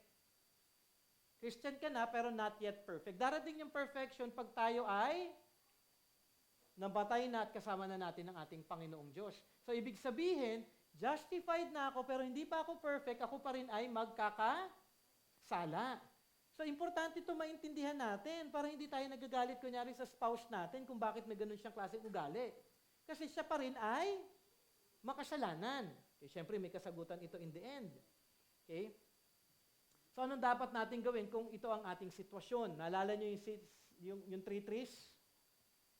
May heat, may circumstance, nire-reveal yung ating heart kung thorny response o fruitful response. Okay? So, ito din yung sinasabi ni Paul Tripp sa kanyang libro. Sabi niya, if you minimize the heart struggle that both of you have carried into your marriage, here's what will happen. Number one, you will tend to turn moments of ministry into moments of anger. So, mahirap yung sitwasyon natin sa ating asawa dahil makasalanan tayo, imbis na minsan makakapag-minister tayo sa kanya, ang nangyayari, nauunahan tayo ng galit. May ugali yung asawa ninyo, pinakita, hindi maganda. Imbis na tulungan mo siya na maalala niya at makita niya yung kanyang sitwasyon, katayuan kay Kristo, ano yung nagiging response? Galit na lang. Dami na sabi, wala na. Imbis na ministry of help, moments of ministry, ito ay naging moments of anger. Pangalawa, we tend to personalize what is not personal. Okay? Hindi naman ito yung sinasabi ng asawa, ito siguro yung palaging problema sa akin ni Del. Meron siyang sinasabi, iba yung aking intindi. Tapos doon na kami nagsasabunutan. Okay? Yun yung most of the time point of conflict eh. Meron siyang sinabi, iba pagkakaintindi ko. Ano ibig sabihin nun? Ay, hindi naman yan ang ibig sabihin, ganyan. Tapos mag-ano na siya. May defense na yan. Ikaw, defense ka na. Makasalanan mo talaga. So, parang gano'n. So, wawa naman yung asawa ko. No? Sorry Kaya ngayon, nagsasabi niya, hindi tama pala, hindi ko tayo naging asawa. Pero yun nga, ako din nakukorek doon. Kaya sabihin sa akin ni Del, hindi naman yan yung ibig kong sabihin. Minsan, pinipersonal natin yung mga bagay na hindi naman talaga personal niyang intention. And I rebuke myself, and I correct myself na, okay, Lord, hindi nga ganito ako dapat sa asawa ko. Dahil mali yung aking interpretation sa kanya. Nakukuha niyo yon? Okay? We tend to personalize what is not personal. Number 3, you tend to be adversarial in your response. Imbes na mag-response ka with love, ang approach mo sa kanya parang adversary, parang kaaway. Di ba, lalong gumugulo ngayon yung marriage natin. Pero hindi dapat ganun yung maging response natin sa ating asawa. Hindi siya kaaway. We are not against each other. Mag-asawa nga tayo Di ba? Kaya nga mag-asawa kayo, di ibig sabihin, dapat parehas kayo na nagmamahalan sa isa't isa. At huwag mong titignan yung asawa mo as an adversary. Hindi siya hindrance. Baka ginagamit ito ni God as an opportunity para ikaw din magkaroon ng realization. Baka nga naman may point yung asawa ko. At baka meron siyang itinuturo din sa akin na tama. Pero ang problema, paano kung palagi kong tama? Kasi nga ma-pride tayo. Di ba? Hindi naman tayo palaging tama Ako hindi naman ako palaging magiging tama Marami nga akong maling assumption kay Del Kaya nga minsan may pasa-pasa siya Pero hindi siya adversary. And we are to be reminded of that. Hindi, mahal ako ni Del. Hindi siya kaaway. And I should not treat her as an adversary. Okay? Number 4, we settle for quick situational solutions that do not get to the heart of the matter. O sige, hindi naman lang gagawin ito. Hindi, ang problema nga ay ang puso. Ang dapat na, kasi minsan na mag-asawa, para wala na lang away, ganito na lang tayo. Okay na tayo ha? O sige, ganito ka na lang ha? O ako, ganito na lang ako ha? Parang kausap si Cookie. O Cookie, stay ka lang dyan ha. Sit down ka lang dyan. Alam mo, pag umuwi ako umaalis akong bahay, Cookie, you stay lang ha. Ayun, nakaupo lang yan, tingin lang yan sa akin. Hindi yan susunod sa akin sa paglabas ng pintuan. Hindi yan, nasa hagdanan lang yan, stay lang dyan ha. Hindi ganun tayo sa asawa natin. Okay? Hindi tayo para naghahanap ng solution na, ganito ko lang para maayos tayo. Okay? Kailangan natin, kung may kasalanan, kailangan makita ng spouse natin yung kanyang kasalanan. Kasi mauulit at mauulit yung kasalanan na yun eh. Hanggat hindi na-address yung kanyang puso. Dahil parehas na ang mag-asawa ay makasalanan, mahalaga na makita ninyo ang katotohanan nito. Parehas kayong makasalanan, nagkakasala sa isa't isa, no ang dapat nating maging tugon sa sitwasyon na sa katotohanan ito, kung di maging instrumento tayo ng Diyos sa isa't isa at magtulungan sa ating pagbabago at paglago kay Kristo Jesus. Yun yung solusyon. We are to be instruments of God in our relationship.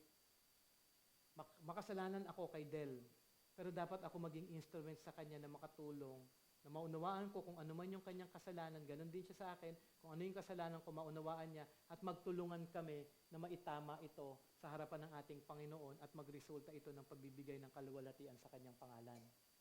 You are to be instruments of God. Sa change ni Del at sa change ko din. Nakukuha niyo yon? Mahalaga yon eh. So, ang ganda na ito, kapag meron kayong situation sa inyong relationship, dapat maging instrument ako of change for my wife. Maging instrumento ako ng Panginoon. Okay? That by grace, we may be able to help sa ating spouse na maging source ng kanyang paglago kay Jesus. Hindi tayo dapat ang maging source ng mas lalo pang pagbagsak ng ating asawa sa kasalanan. Okay? Dapat tayo maging source ng kanilang paglago. And lastly, okay, number 3, God is faithful, powerful, and willing. Ito yung pinakamagandang part. Okay? Makasalanan ng mundo, makasalanan ng parehas na mag-asawa, but God, because we are Christians, we are in Christ, God is faithful, powerful, and willing. Sabi nga sa Acts 17:27, that they should seek God and perhaps feel their way toward Him and find Him, yet He's actually not far from each of us. Tayo namumuhay sa fallen world, hindi tayo perfect dahil tayo makasalanan, pero hindi tayo iniwan ng ating Panginoong Diyos sa ating sitwasyon. Ang ating Panginoong Diyos ay palagi nating kasama sa ating relationship. At si God, determined siya na i-address ang bawat issue ng ating mga puso. Okay? Kaya hindi dapat tayo mag-give up. Hindi natin nahayaan lang yung asawa natin na ganyan na lang siya. Kundi tutulungan natin siya na, alam mo, kasi siyempre asawa ko si Dylan, wala naman akong ibang asawa para maging ibang example. Parang ang hirap tuloy eh. Parang, alam mo yun, parang kay Del, siyempre, siya na yung example ko. Christian naman tayo eh. Gusto ni God, mag-glorify mo siya. Tutulungan tayo ng Panginoon na maisaayos natin ang ating relasyon para maluwalhati natin siya. Yun yung dapat natuon natin sa relationship. Okay? Malinaw yun? Kasi maganda ito eh, in terms of application. Dito, ating makikita, ang Diyos ay hindi tayo niya iiwan na lang basta pagkatapos niya tayong iniligtas. Kasama natin ang Diyos at siya daw ay tapat. Okay? Tapat siya na pabaguhin niya tayo. Diba? Promise naman ni God, diba? That He will sanctify us. Okay? Ang Diyos hanggang ngayon ay kumikilos sa ating buhay, patuloy siyang nariyan, at gumagawa ng paraan para tayo ay mabago kay Jesus. Ang Diyos din ay makapangyarihan. Okay? At walang imposible sa Kanya. Kung ang asawa ninyo ay parang antigas na ng ulo, parang wala ng pag-asa, be reminded, God is all-powerful. Nothing is impossible with God. Pwedeng magbago po yung ating asawa. Hindi po imposible ito para sa ating Diyos. Kayang baguhin ng ating Panginoong Diyos ang ating asawa kung unang-una siya ay tunay na makakakilala kay Kristo bilang kanyang Panginoon tagapagligtas. Ang Diyos din kung tunay din, kung tayo ay magpapakumbaba at lalapit sa Kanya, willing ang Diyos na tayo ay Kanyang tulungan sa ating kinaharap na mahihirap na sitwasyon sa ating relasyon. So God is willing. Sabi nga ni Paul Tripp, He is willing because He is full of amazing grace. He is willing because He is good, gentle, patient, and kind. Even when we are unwilling, full of ourselves, and wanting our own way, He is still willing. He delights in transforming us by His grace He delights in rescuing us by His powerful love. Di ba napakagandang blessing na makita ito? Makasalanan kami, pero ang Diyos, napaka-gracious niya, all-powerful siya, willing siya na mabago ako. Willing siya na mabago ang bawat relasyon natin upang tayo'y makapagbigay ng tunay na kaluwalhatian sa Kanya. I'll end with this, sabi ni Paul Tripp. So when you are sinned against, or when the fallen world breaks your door down, don't lash out or run away. Stand in your weakness and confusion and say, I am not alone. God is with me. And He is faithful, powerful, and willing. You can be realistic and hopeful at the very same time. Realistic expectations are not about hope without honesty, and they are not about honesty without hope. Realism is found at the intersection of unabashed honesty and uncompromising hope. God's word and God's grace make both possible in your marriage. So pwede naman maging realistic talaga yung ating marriage. Pero ito ay nakabase sa ating pagtingin at pagtitiwala lamang sa ating Panginoong Diyos. Lahat tayo, iba-iba yung ating pinagdadaanan in terms of marriage. May ibang mahirap, may ibang simple lang, may ibang madali lang, may ibang, praise God for that, ano? Pero lahat tayo ay may sitwasyon. Pero nawa makita natin kung ang ating relasyon, ang ating asawa, nakikita natin hindi lumalago kay Kristo Jesus, may malaking problema. Hindi lamang ito dapat na parang masaya lang tayo, meron tayo sa lahat ng ating mga pangangailangan. Pero ang pinakakailangan ng mag-asawa ay ang lumalago kay Kristo Jesus. At dapat natin itong tignan sa ating mga asawa araw-araw. At tayo lumapit palagi sa Panginoon na tulungan niya tayo. Na tayo'y maging tapat sa Kanyang salita at isabuhay natin ang mga katotohanan na Kanyang itinuturo sa atin. Let us pray. Lord, once again, thank you for the time that you have given us, your word, explaining to us, Lord God, our true situation in life. Na tunay nga makasalanan ng mundo, makasalanan kami, pero Lord, despite of that truth, mahirap man yun, salamat dahil kayo ay aming kasama at alam po namin na hindi niyo po kami iiwan at pababayaan. Kaya nga po, Panginoon, aking dalangin for every couple who are here, that you will help them to continue to put their trust in you, to continue, Lord God, to follow you and obey you, to be loving, to be submissive to one another, to be submissive to our Lord Jesus Christ, dahil inyo na pong ipinakita sa amin, isinulat na sa amin, at itinuro na sa amin kung ano ang inyong kalooban, kung paano ba po kami dapat, Panginoon Ama, na magpasakop sa iyo. At ito ay ayon sa aming panawagan bilang mga asawa, na wife mag-submit, ang husband mag-love sa kanilang mga spouses, at aming dalangin, Panginoon Ama, na ito ay maging totoo sa aming mga buhay. Salamat, Panginoon Ama, ito pong aming dalangin sa pangalan ni Kristo Jesus. Amen and amen. Okay, so we'll have a break. Siguro mga 5 minutes break lang dahil si Sister Glory ay may pag-game at may prize po ito. May prize. Special prize ito. So, if you want to short break lamang 5 minutes, and then we'll end with a game. Kung may question kayo, pwede kayo mag-question after the game. Okay?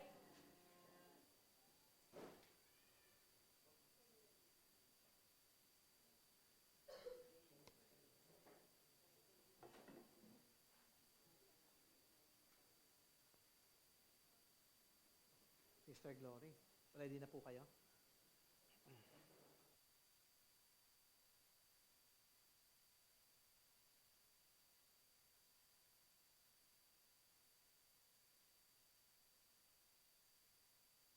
Question and answer muna. May questions ba? Baka may question kayo. Siyempre, baka nahihiya kayo no, na hindi katabi ko yung asawa ko. Eh. Ayan, wala kasing asawa mo no, sa tabi mo. Sister Blue.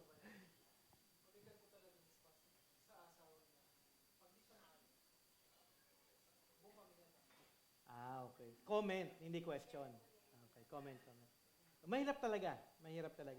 Actually, ang marriage is always hinged sa husband. Pag ang husband failure, pag ang husband hindi tama, hindi scriptural, malaking problema talaga yon. Kasi unang-una, ano na yan eh,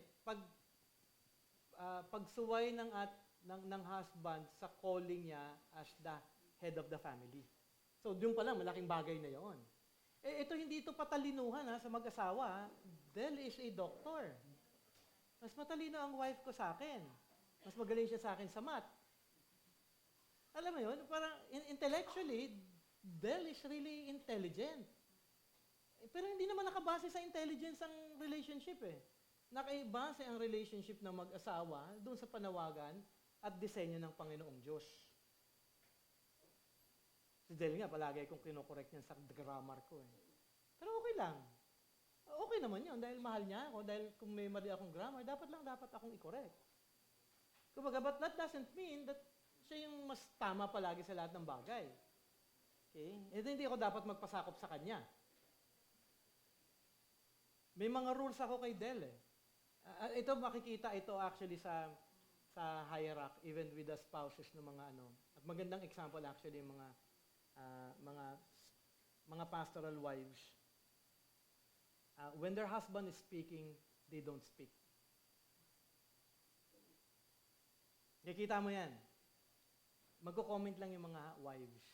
Kahit nga hindi, yung ibang mga taga-hierarch, yung iba sa kanila nakilala ko. Nag-visit kami kunyari sa house ng isang brethren. Kaming dalawa ni Del, so parang husband and wife, fellowship kami. When the husband speaks, the wife listen. At tapos magkapaalam, can I share?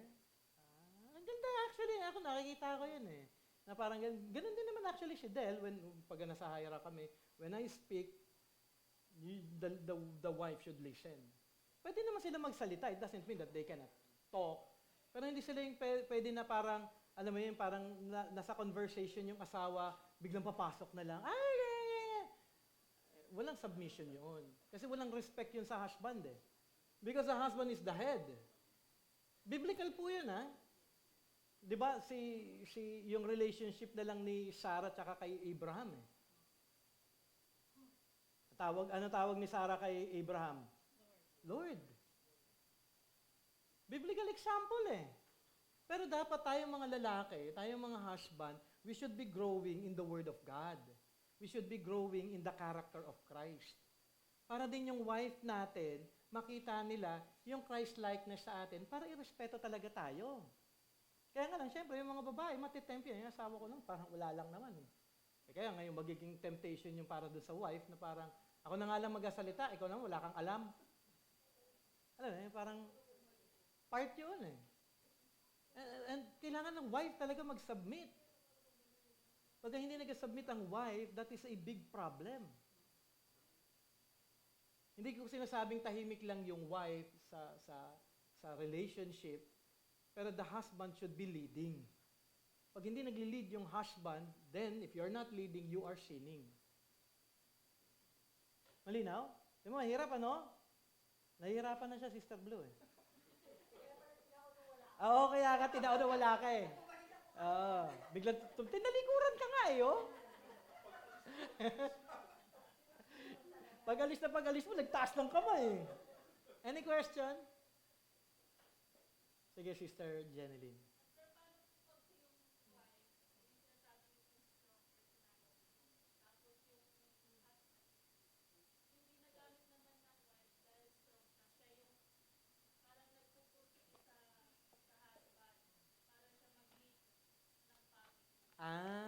Okay. Maraming ganyan.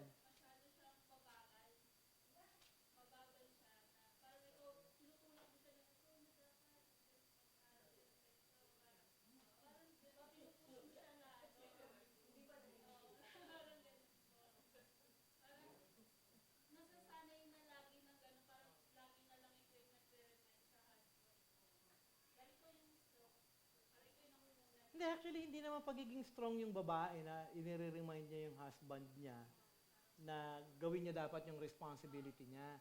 Dapat mong gawin lang yon in a way of gentleness. Pero kung ang way mo sa husband mo, kunyari daw, hindi siya ganun ka, alam mo yung, Hindi siya vocal, hindi siya active sa pagiging husband niya. Mahihain yung asawa mo.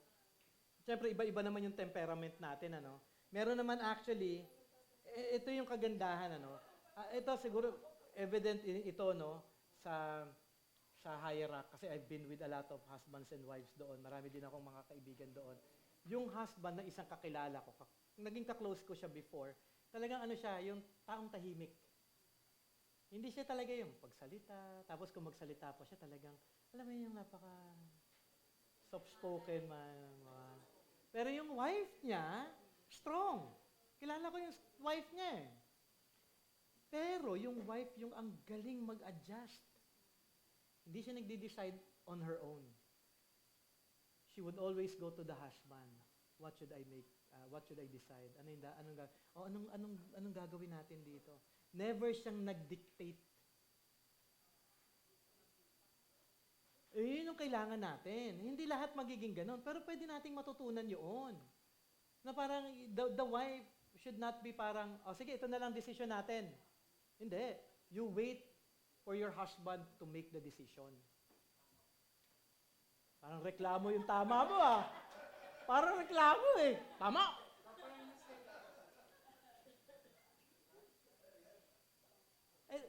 Part din yan ng learning ng wife na maging patient, na mag-trust kay God, at na magkaroon siya ng self-control. Nakita mo yun, ang daming aspect na nababago sa isang wife. Kung strong man siya, binabago yung self-control, patience, gentleness, love. Ngayon, kapag na-control mo yung lahat ng yun, nag-grow ka sa aspect na yun, then nakukonform ka ngayon kay Christ, doon sa plano ni God for you to be a gentle, submissive wife. Hindi yung parang, hindi talaga strong ako, gagamitin ko yung pagiging strong ko. Hindi ganoon. Hindi nga tinuturoan kayo. Pwede din naman yung husband ninyo talagang silent type, alam mo yun, yung parang slow type, pero nasa wife yun na mag-a-adjust sa kanya. Ang galing nga actually, ang dami ko nakikita ganun sa hierarchy. Kaya ako pag nakikita ko yung mga mag-asawa, nakaka-bless talaga. Sabi ko, they really apply the Word of God. Kaya at the same time, hindi imposible. Kasi ang iisipin ng iba, hindi, wala nang pag-asa yung asawa ko, talagang tamil-mil na yan eh. Ako na lang talaga maggagawa ng paraan. Hindi. Di ikaw, bago ka gumawa ng kahit na ano, ipaalam mo sa asawa mo. Ngayon, ganito mangyayari. Pag yung wife, yung husband, tinanong siya, no, kung kunyari, anong gagawin natin, husband? Tapos yung husband, ikaw, ano bang gusto mo? Sampalin mo na kagad. De, joke lang. Joke lang. Hindi, papaalala mo lang, bilang asawang lalaki, scripturally, you make the decision in this. I will wait for your, ano man ang decision mo, hindi ko sasabihin mali, kahit mali.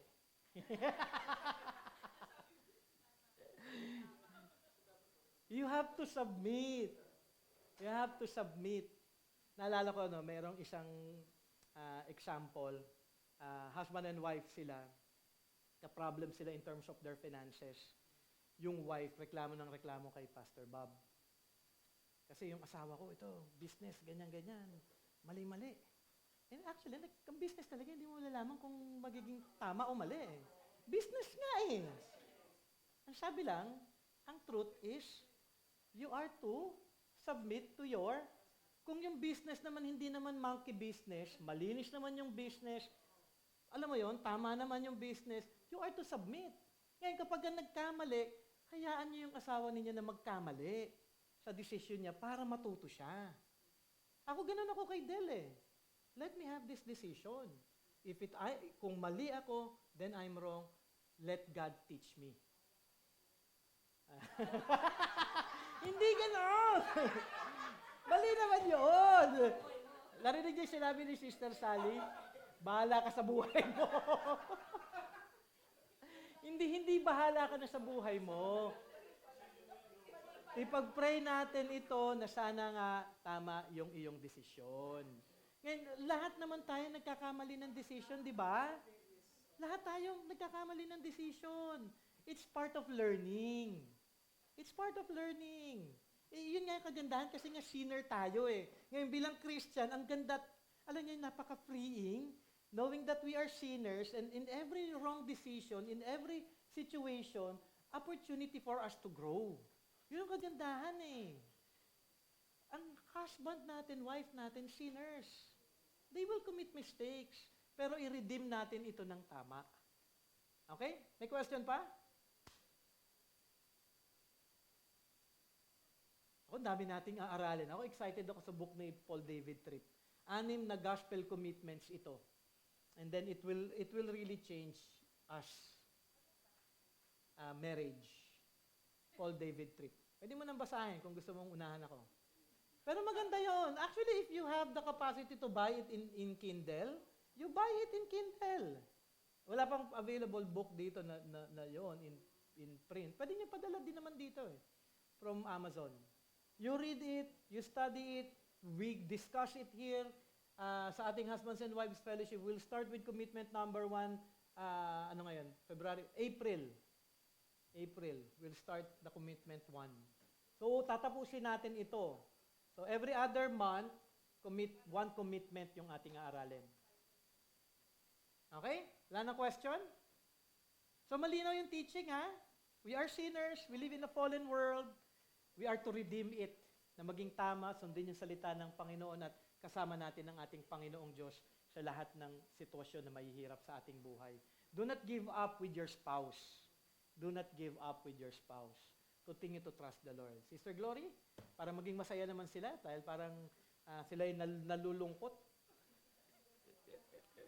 May pag-asa naman kay God, kayo naman. Mic test. Okay. Ayan po. Nalulungkot po ba kayo? No return, no exchange. Yun po kasing game na pinrepaire ko, kailangan po natin ng space. So, kailangan po siguro iurong yung table. Kung pwede nyo pong tanggalin na po, pwede po ba? Kasi po, hindi po kayo makakagalaw, baka po tumama kayo dun sa table. Medyo physical po yung gagawin natin. Niloko lang po. May konti lang po. Ayan. Yung gagawin po natin, mag-perform po tayo ng 2 lines. Kahit lahat po kayo kasali, pwede. Kaya lang,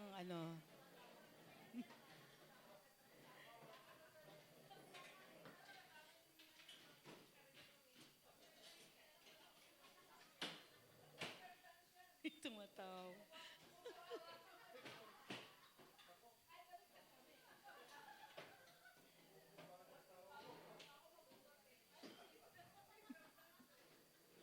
Thank you po sa pagtiklop ng table.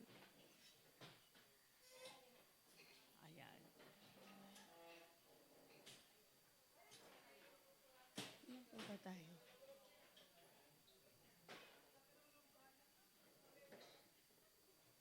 Ayan. Magpo-form po tayo ng 2 lines. Siguro po at least 10 to 12 members each group po. Yung, kailan po ba tayo? Hindi ko alam eh. 2, 4, 6. Madali lang naman po yung game. Pass the message. Po, isang line po, ganon. Pwedeng isa lang kung ayaw nyo ng madami. Titingnan po natin kung ano mangyayari sa doon. Hindi ko po alam kung kasya po tayong lahat sa isang line lang po. Mas maganda po kung babae tapos lalaki. Kaya lang konti po ata yung lalaki. Konti lang sila eh. So, pwede po mix. Okay lang.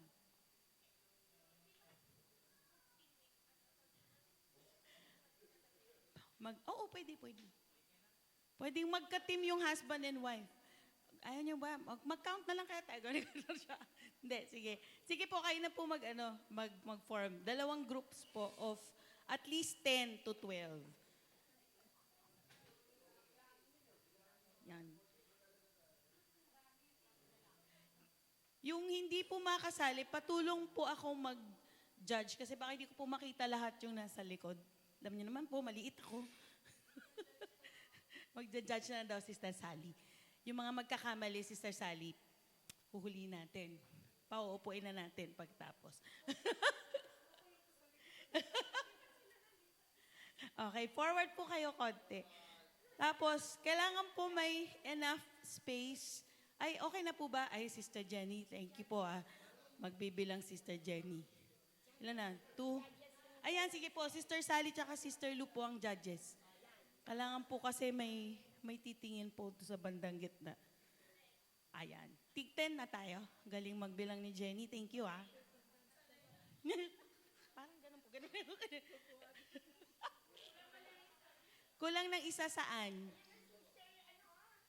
Dito sa kabila. 2, 4, 6, 8, 9. Ah. O di ano ko ilan na lang. Basta pareho. Equal lang po, equal. Hindi naman physical na physical. Ano lang po, kailangan lang po marunong kayo mag-follow ng direction. Ang tawag po sa kanya, apple, banana, orange. Okay. Apple, banana, orange. Favorite niyo po ba yung mga yun? Pag sinabi ko pong apple, you have to step forward or jump forward. Mas maganda po siya step forward na lang. Step forward. Pag sinabi pong banana, you have to step back. Pag sinabi pong orange, iikot po kayo 180 degrees. Mag-face kayo sa kabilang side. So, yung mali po, yung magkakamali po, yun po yung tatanggalin natin. Okay? So, kailangan po mag-pay attention po kayo. Okay? Okay, apple forward. Sige po, apple. Trial po, trial. Apple. Apple. Banana. Banana. Kaya dapat sabay-sabay. Banana. Orange. Apple. Apple. Banana. Apple. Banana. May nagdidikta dun. Bawal po magdikta. Opo, pag nagkamali po kayo, uupo na po kayo. So, parang ganun lang po yun kasimple. Okay, ready na po? Sayang, wala tayong tugtog eh. Okay, ready? Harap po tayo dito. Pantay. Brother Rico, pantay po kayo ni Oo nga, para may move back lang po ng konti. Yes po. Hindi. Biminimize natin yung ikot. Wag kayo po ay mag-alala. Alam ko po yun, ako rin po ganun eh. Okay, ready ah? Ready na. Kasi bibilis po siya, pwedeng bumagal, pwedeng bumilis. Apple. Apple. Banana. Banana. Apple. Banana. Apple. Banana. Apple. Apple. Orange. Apple. Apple. Apple. Apple. Banana. Apple. Oo ba, ni Jimboy? Alis na daw po. Apple. Banana. Apple. Banana. Banana. Banana. Banana. Orange. Apple. Banana. Apple. Banana. Apple. Apple. Banana. Banana. Banana. Orange. Apple. Apple. Banana. Banana. Apple. Orange. Banana. Hop. Apple. Apple. Banana. Orange. Banana. Hop. Apple. Apple. Orange. Ayan. Okay. This time po, babaliktarin na natin. Yung apple po, backwards. Banana, forward. Okay? Orange, iikot pa rin po. Ready? Apple. Apple. Banana. Apple. Banana. Banana. May nagcha-cha-cha dun, no? Out na, out. Okay, ulit. Move na lang, move. Okay? Orange. Banana. Hop. Hindi makadesign. Apple. Banana.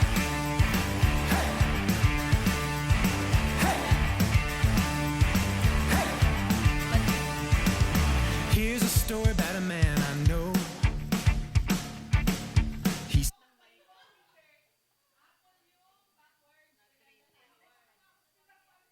Hello. Banana po forward, apple backwards. This time, yung orange po ang forward. Orange ang forward, banana backwards, apple yung iikot. O ha? Apple.